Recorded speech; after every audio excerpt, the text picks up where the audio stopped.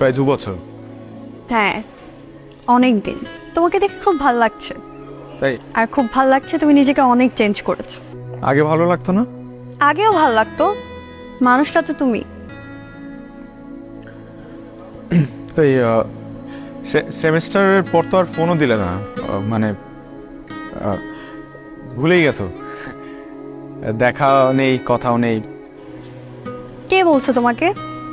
কথা না হলে, দেখা না হলে মানুষ মানুষকে ভুলে যায়?